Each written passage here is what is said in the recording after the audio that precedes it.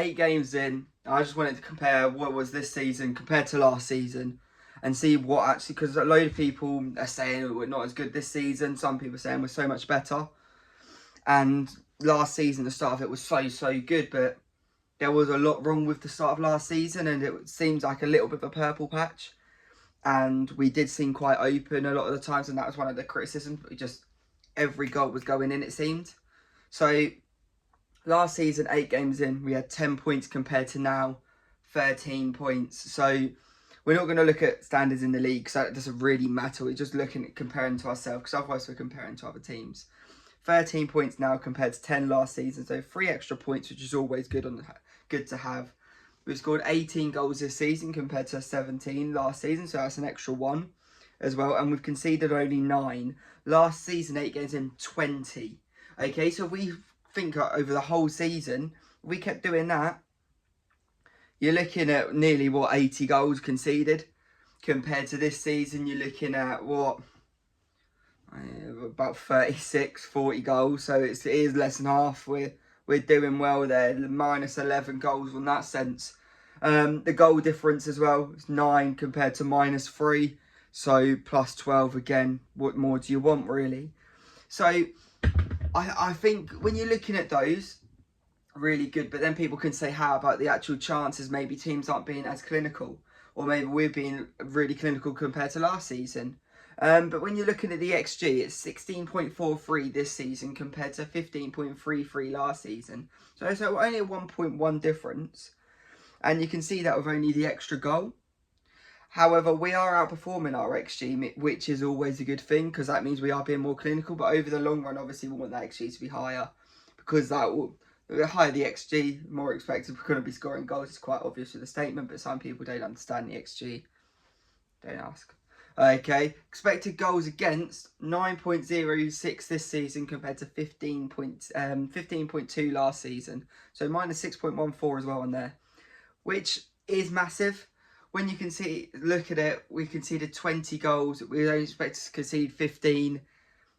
That shows that we're conceding goals what we shouldn't have last season. 5 extra goals. Okay, so that compared to this season, 9 XG against us, we conceded 9, so we're kind of on track. The ones what they should score, they are scoring. And yes, there's been really good saves from Vic, but then there might be a couple of mistakes as well, so it's kind of evened out. And that's where XG and XGA kind of goes across the whole season. You can kind of average it out, and it actually does make sense. It's not just numbers here and there. But when you look at it a case-by-case basis, you are thinking, oh, why is that? Why is that? Like there was some recently which had Werner, and his XG was really low. However, you look at the chances as a whole, and they was really, really big chances. But if someone doesn't shoot and things like that, then it doesn't count as XG, because it's only XG once they take that shot, not in positions where they are on the pitch. So that's one big area there. So when you look at those stats, you're looking at points, goals scored, conceded, XG, XGA, and goal difference. We're so much better than last season. In every single thing, we're better than them. Okay, and you look at it, we have got so much better. As a whole, we seem a lot more consistent. We seem a lot more structurally solid as well. We seem to have found a place for most of our players. You look at it and you can see Kulu's now our starting player. Last season, there was his Sar better. They've used to put out a starting 11 this season, probably choosing 10. I think the only one is probably that third midfielder. You got Kulu in there, you'd always choose. Basumi, you'd always choose as that third, because Maddison's a little bit hit and miss. Then you've got Sarge, depends on the game. So the West Ham game the other day, Sarge was better for it. Maddison will be better for another team when we're trying to pick out certain passes compared to the work rate. Then you're looking at teams if we're on the back foot a little bit more. You'd want Bentancur as a bit more of a destroyer. So 10 players pick themselves in our starting 11 now.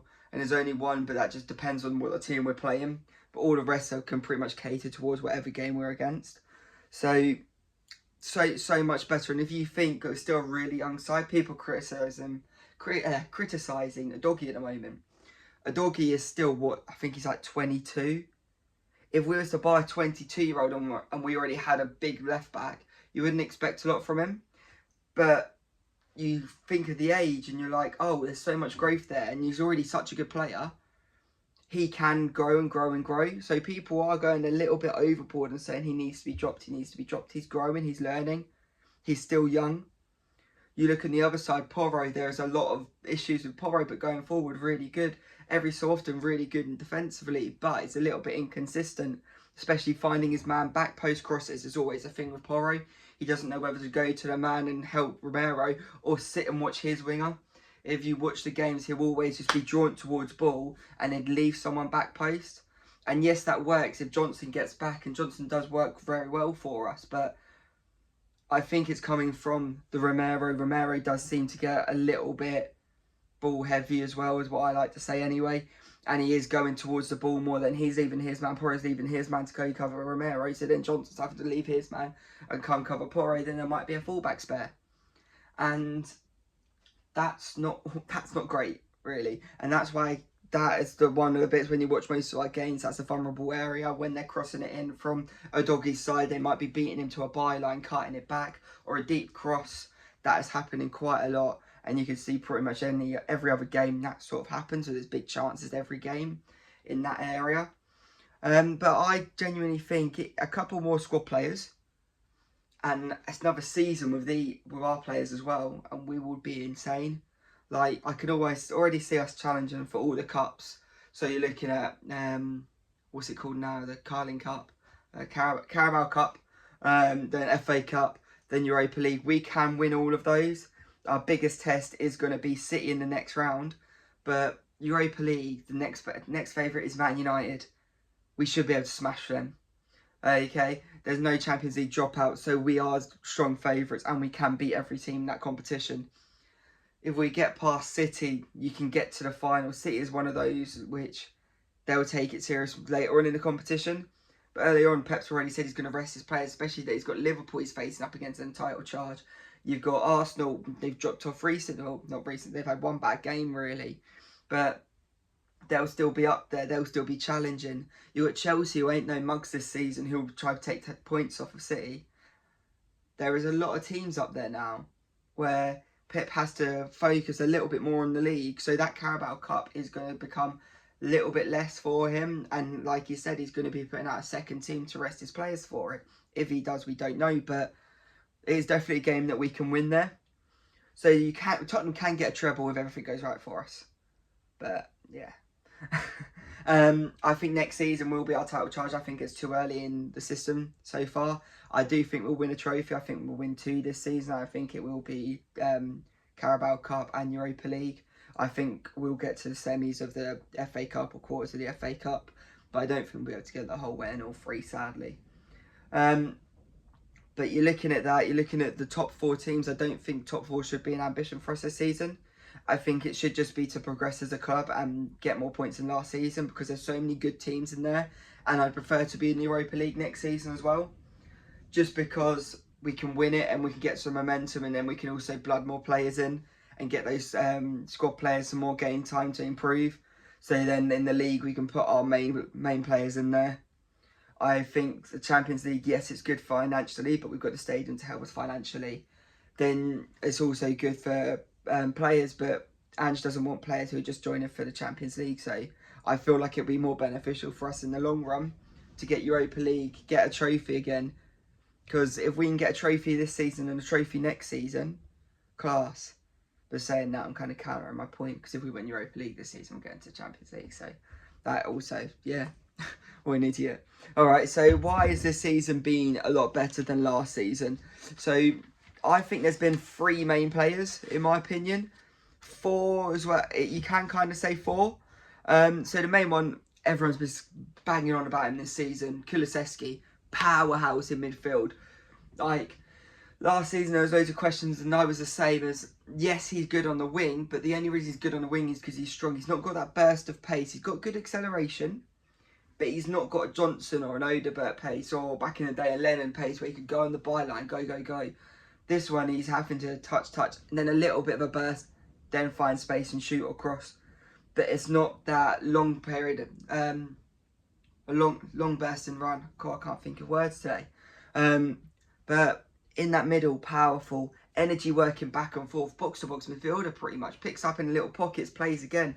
really good with his back to goal or back to a defender, and little turns, reverse passes and reversing around.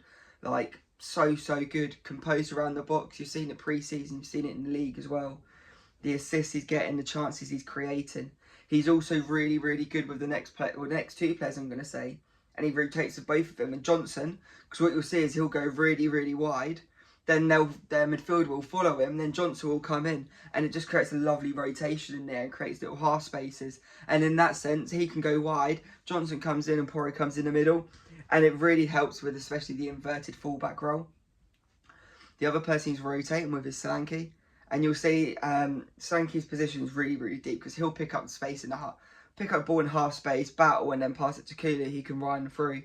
And Kulu can play as a 9 as well, so he can drive through the middle of the pitch and then play either way. And being able to rotate, it brings out a centre-back. And you saw that with Harry Kane 2 seasons ago. He'd come in deep, centre-back would follow him, and then there'd be that little space, and that would normally be where the through ball would go through to Son to play Son out wide, and he can run onto the ball. You've seen that with Johnson this season, those little balls through. And that's all come from Solanke coming in and dropping deep. Also, his pressing from the front when we need to, then pressing as a unit. It's been really good with Solanke. And I just think we've missed that actual striker. I think Son did do a job for us last season up there, but we did need that number 9.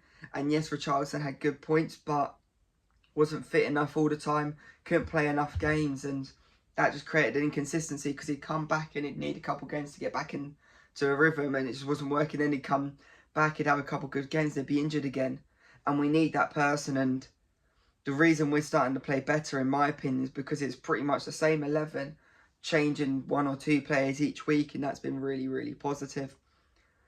The other person who I would say has been very consistent, which we missed last season massively after that Chelsea mishap, was Van de Ven. Been our best defender by a mile, because Romero this season really inconsistent. Porro and the doggy inconsistent, but I've spoken about them as well. Romero's young as well, but he's supposed to be a leader in there, and he has been a little bit, not rushed with his tackles. I think he's been quite disciplined in that sense, but a little bit lackadaisical in there. And also, just a little bit, it seems a bit tired or overworked or overstimulated because he's now the captain. There's a little bit more weight on his shoulders. But it helped him at the start, but I think that role's coming a little bit too much for him because he seems to be overthinking it. And you see him, it's this extra second, and that high level of football, you can't have that. And we aren't getting as many as those cross-field passes what he was doing before. We haven't got as many as those breaking line runs. And if it is, it's not as, trying to think of the word, but it's not as gung-ho as before. It wasn't a drive through. It wasn't getting through there and just screaming for that ball. It seems a little bit half-hearted in there.